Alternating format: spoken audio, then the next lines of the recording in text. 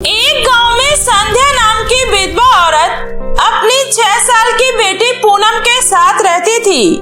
पति के देहांत के बाद घर की सारी जिम्मेदारी अब उसके कंधों पर ही आ जाती है, जिसकी वजह से वो दूसरों के घरों में साफ सफाई का काम करती है और घर आकर अपनी पुरानी सिलाई मशीन से सिलाई का काम भी करती है, ताकि वो अपनी बेटी को एक अच्छा जीवन दे सके। क्योंकि संध्या अपनी बेटी पूनम से बहुत ज्यादा प्यार करती थी, उसे कभी भी किसी भी चीज की कोई कमी नहीं होने देती थी। इसी तरह समय गुजर रहा था और समय के साथ साथ अब पूनम बड़ी हो रही थी और वो अपने गांव के ही एक प्राइवेट स्कूल में पढ़ने जाती है, जहां गांव की सारी अमीर लड़कियां पढ़ने आया करती थी। लेकिन उन्हें देखकर पूनम को बहुत ज्यादा गुस्सा आता है, क्योंकि उसे भी उन लड़कियों की तरह ही महंगे महंगे जूते और कपड़े चाहिए थे। इसलिए वो हमेशा घर आकर अपनी माँ से इस बारे में जिद किया करती थी। माँ, आप प्लीज मुझे भी स्पोर्ट्स के नए जूते दिलवा दीजिए ना, मेरा भी बहुत मन करता है स्पोर्ट्स के जूते पहनने का। लेकिन बेटा, स्पोर्ट्स के जूते तो बहुत ज्यादा महंगे आते हैं ना। हाँ माँ, लेकिन मेरी क्लास की सभी लड़कियाँ स्पोर्ट्स के जूते पहन कर आती है, सिवाय मेरे।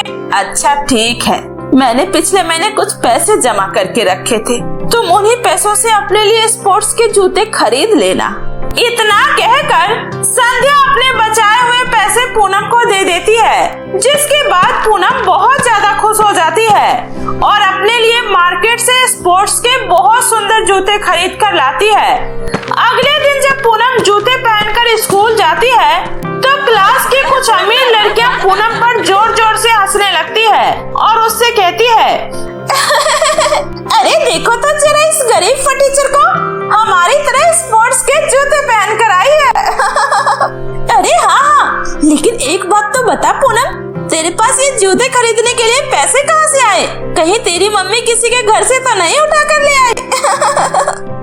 इस तरह क्लास की सभी लड़कियां पूनम का बहुत मजाक उड़ाती है। तभी पूनम को उन सबकी बात सुनकर बहुत ज्यादा गुस्सा आता है। तुम लोग इस तरह मेरा मजाक उड़ाना बंद करो, समझी? क्योंकि ये जूते मैं कल ही मार्केट से खरीद कर लाई हूँ। अच्छा, तो ये बात है, फिर तुम मार्केट जाकर अपने लिए एक सुंदर सा लहंगा भी ले लेना, क्योंकि अगले हफ्ते हमारे स्कूल में फैंसी ड्रेस कंपटीशन भी होने वाला है।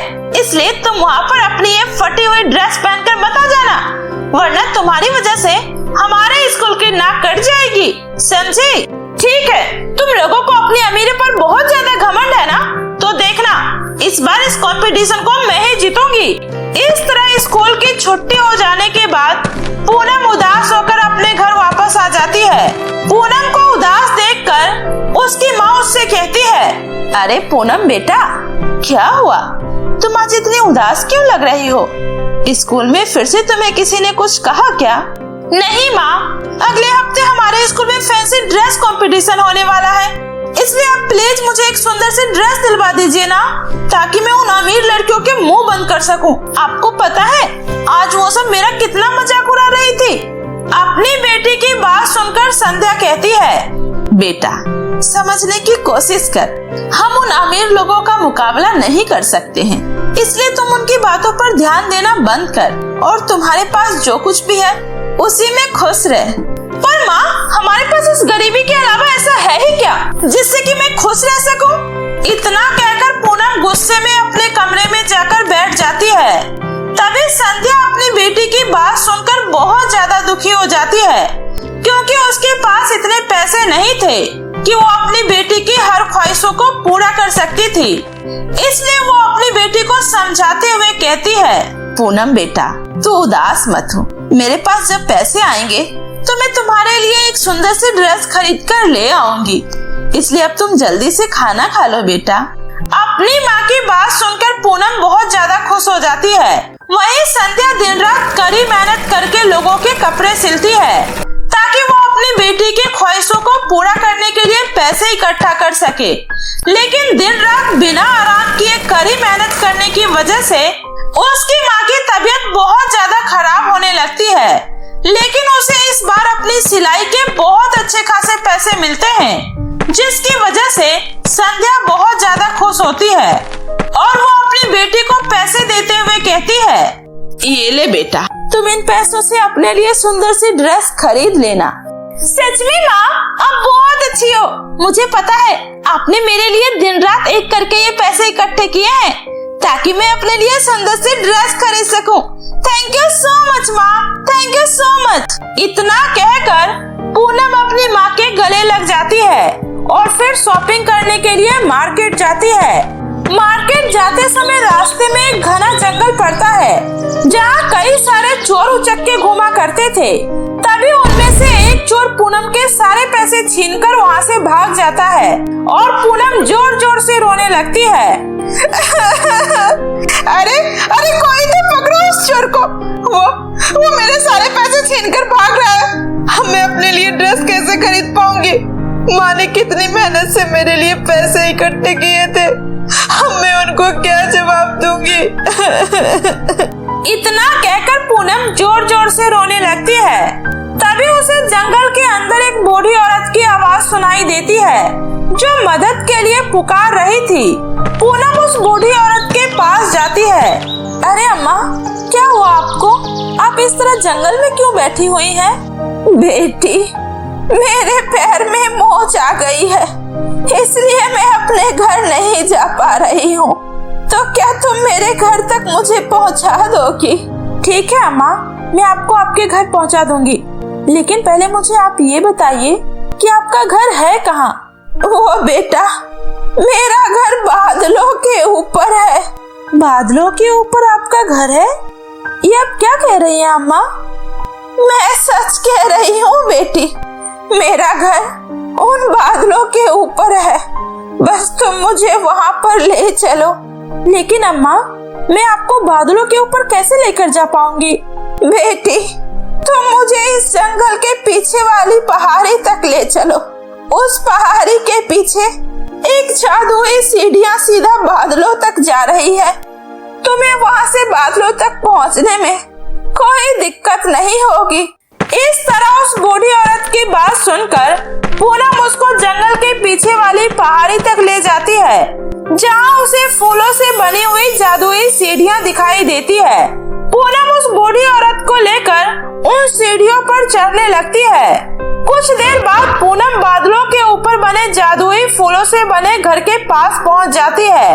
वो घर दिखने में बहुत ही ज्यादा सुंदर लग रहा था। तभी वो बूढ़ी औरत कहती है, तुम्हारा बहुत बहुत शुक्रिया बेटी, तुमने शाम होने से पहले मुझे मेरे घर तक पहुंचा दिया। चलो, तुम मेरे जादुई फूलों के घर के अंदर चलो। इतना कहकर वो बूढ़ी औरत जैसे ही वो फूल घर के अंदर जाती है, वैसे ही एक सुंदर सी परी में बदल जाती है, जिसे देखकर पूनम बहुत ज्यादा हैरान हो जाती है। तभी परी कहती है, पूनम, तुम एक बहुत ही अच्छी लड़की हो। आज तुम्हारी वजह से ही मैं अपने असली रूप में आ पाई हूँ। दरअसल मुझे एक दुष्ट चुड़ैल ने अपने जादू से बूढ़ी औरत में बदल दिया था और तब से मैं उसी जंगल में भटक रही थी, पर किसी ने भी मेरी मदद नहीं की। पर आज तुम्हारी वजह से ही मैं वापस अपने परी रूप में आ पाई हूँ। इसलिए बताओ, मैं तुम्हारे लिए क्या कर सकती हूँ? परी की बात सुनकर पूनम दुखी मन से अपनी सारी कहानी उस परी को बता देती है, जिसके बाद परी मुस्कुराते हुए अपनी छड़ी घुमाती है और वहाँ पर सुंदर सा फूलों का लहंगा प्रकट करती है, जिसे देखकर पूनम बहुत ज्यादा खुश हो जाती है। तभी वो परी कहती है, ये लो पूनम, आज से ये जादुई फूलों का लहंगा तुम्हारा हुआ।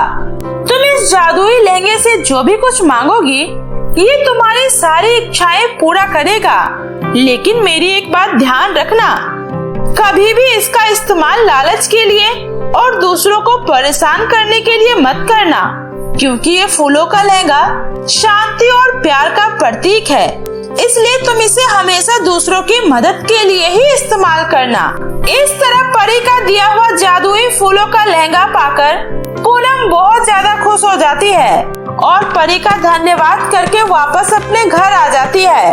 घर आकर वो अपनी माँ को परी के दिए हुए जादुई लहंगे के बारे में सब कुछ बता देती है, जिसके बाद संध्या भी बहुत ज्यादा खुश हो जाती है और अगले दिन जब स्कूल में फैंसी ड्रेस कंपटीशन में पूनम जादुई फूलों का लहंगा पहनकर जब स्कूल जाती है तो वहाँ पर आए सभी अमीर लड़कियाँ पूनम का फूलों का लहंगा देखकर हैरान हो जाती है और पूनम उस फैंसी ड्रेस कंपटीशन जीत जाती है क्योंकि पूनम का लहंगा बहुत ज्यादा यूनिक और खूबसूरत लग रहा होता है, जिसके बाद उन सभी अमीर लड़कियों के मुंह पर ताला लग जाता है और वो दोबारा कभी भी पूनम का मजाक नहीं उड़ाती है। इस तरह जादुई फूलों के लहंगों की मदद से पूनम की जिंदगी पूरी तरीके से बदल जाती है और वो अपनी माँ के साथ एक हंसी खुशी जीवन बिताने लगती है। तो मेरे प्यारे दोस्तों, कैसी लगी आपको मेरी ये कहानी? मुझे कमेंट करके जरूर बताएं। कहानी अच्छी लगी हो तो वीडियो को लाइक करके चैनल को सब्सक्राइब करना ना भूलें दोस्तों। तो मिलती हूँ ऐसे ही फिर किसी नई मजेदार कहानियों के साथ। तब तक के लिए बाय बाय दोस्तों।